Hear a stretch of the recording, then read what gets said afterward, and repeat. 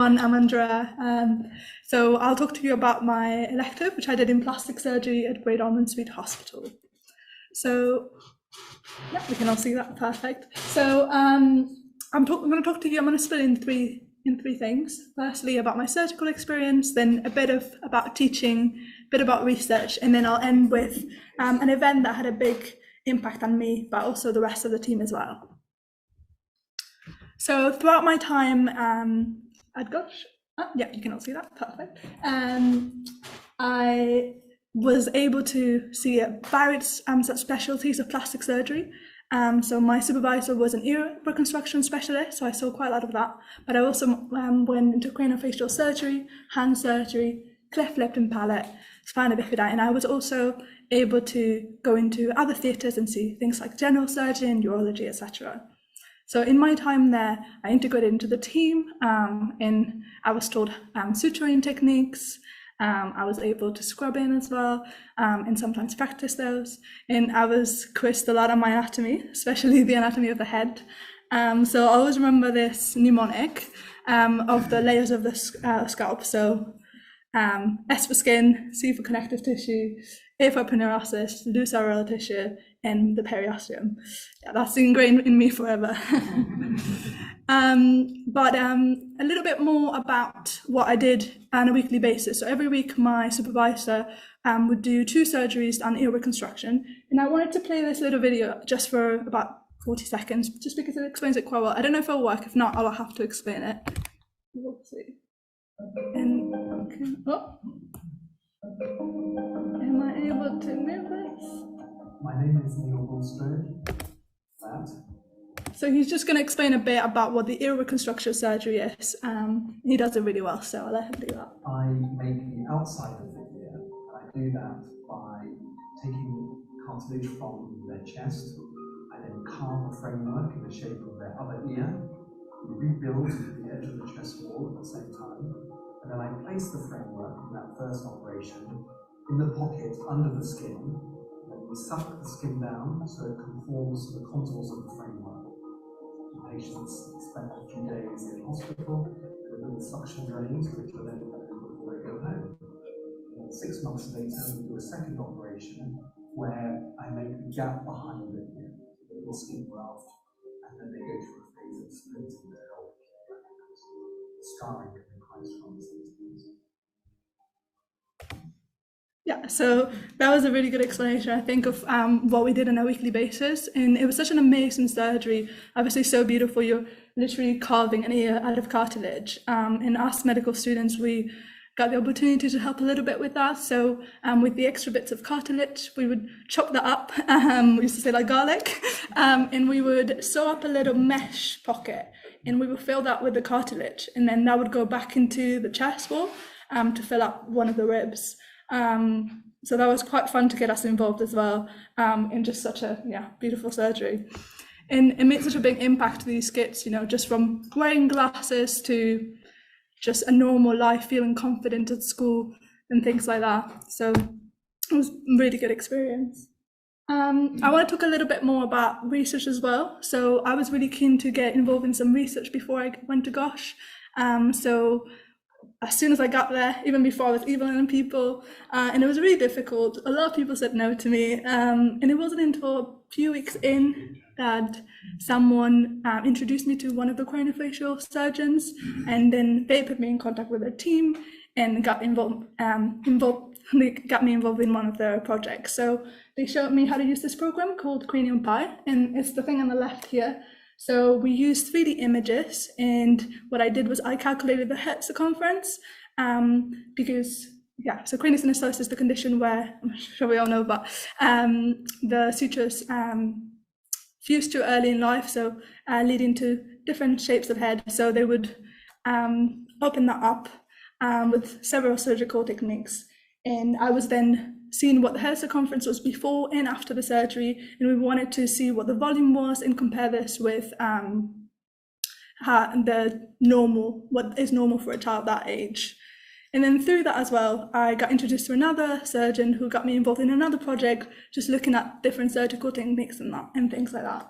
So it was really good, and even though it was really difficult, it was a good learning point that perseverance is really key. And yeah, just networking is just so important, isn't it? But yeah, so that was really great. And I'm just going to speak a bit more about teaching as well. So every week, the consultants would do a teaching session for the more junior people. So it was really interesting. And whilst I was there, there was a lot of focus on aesthetic surgery. So a lot of the plastic surgeons at Gosh also run a private plastic surgery. And they would talk to things about like rhinoplasty, Botox, breast surgery. We also had talks about other things such as bone tumors. But what I thought was really interesting is they would always explain how they really thought their aesthetic practice benefited to the reconstructive practice, just to give that the best outcome for the patients. Not just pretty, but also functional, and they combine so well together. And I think that I found that really interesting, and I think that will impact me in the future if I ever wanted to go into plastic surgery, just to mix those two together. And then we, as medical students, we also got the opportunity to do a teaching session as well. So myself and another student, we ran one on the management of hand burns. So I put a little picture on the left here of a hand. You can see the burn, and they used a flap from the foot to replace that defect in the hand. And because the thumb has about 70 to 80% of function of the hand, so it's so important for patients to be able to have that function and such a big impact on their life. But yeah, it was quite difficult because we were presenting to two hand specialists, so it was quite nerve-wracking. But again, it was such a good experience to be challenged in that way, and we got really good positive feedback afterwards, and encouraged me to do things like be here today, which is difficult, isn't it? I think none of us enjoy presenting sometimes. And finally, I just wanted to talk a bit more about just something more personal. So this is a case that happened on my last day at Gosh. And it was a surgery on a 16-year-old patient.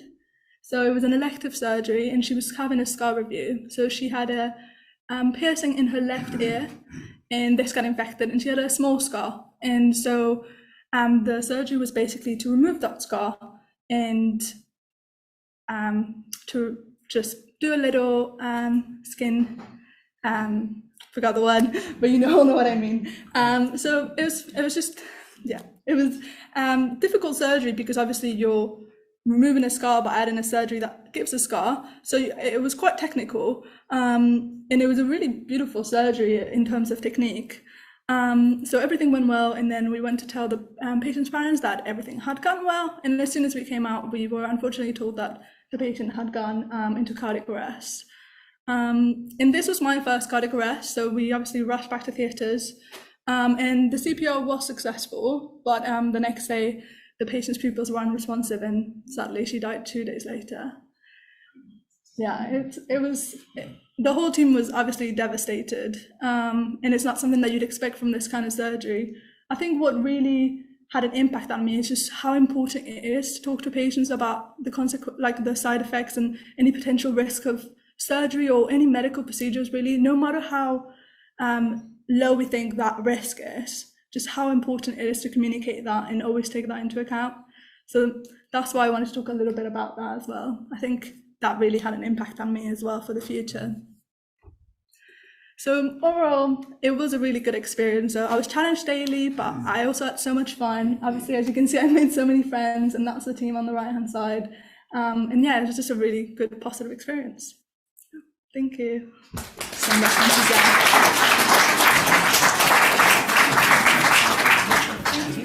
You stay here.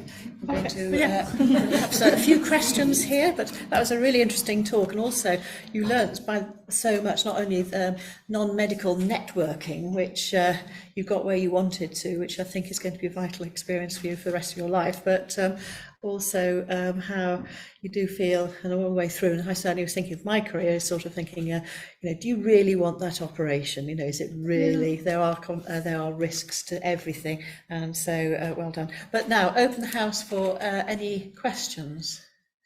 Jim, Professor Drive. Comment in the question, I think anybody, whether they're new to the business or very experienced in the business, would have been shattered by that.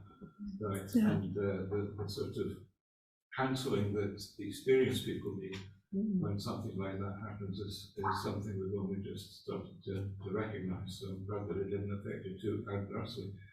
But I was just interested that Great Ormond Street has the impression of very much being a postgraduate institution. Yes. And do they actually take medical students routinely, or were you part of a very small select group? So they actually take a lot of students. At some points there was 6 of us, just in plastic surgery. But it is true that it's mostly postgraduate. And in my time there was only 1 junior. Everyone else were people doing fellowships from other countries who were consultants in their own countries. So everyone was highly experienced. There were no registrars, maybe 1 registrar, but they just worked on the wards. They didn't get much theatre time at all. It was a bit of a shame, but yeah. Yes, certainly I think querying about medical students, because as a medical student we got some Barts trained people here, and I remember meeting Barts. It was a good social thing, going to GOS and also the Queen Elizabeth Hackney as well. We went to both, and we met Bart students, and so there as well. So I know they all went because it was a good social arrangement, and GOS was always nice. From there, any other questions? Yes, Sarah. On that, so if you have these highly trained specialists, who actually looks after the patients sort of on the wards? And I know the nurses are very skilled, but who are the doctors on the wards? Can we just repeat the question? So who is with highly trained specialists, who looks after the patients on the wards was the question. So there would be the juniors who would always be on the wards, and then someone would always be on call, one of the consultants. So yeah, they would take care of the patients, and yeah, they would do ward run every day, but apart from that, it would be mostly the nurses taking care of the patients. Although plastic surgery patients were scattered a bit everywhere, so there were other doctors from other specialties taking care of those patients as well. It was a bit of a interesting one. The plastics department was more of clinics, and then more scattered around the hospital. That makes sense. Yeah. Did you clerk the patients as well? No, I actually didn't. No. Okay. I spend most of my time in theatres. For once that I can. Any other questions? Right. We will move.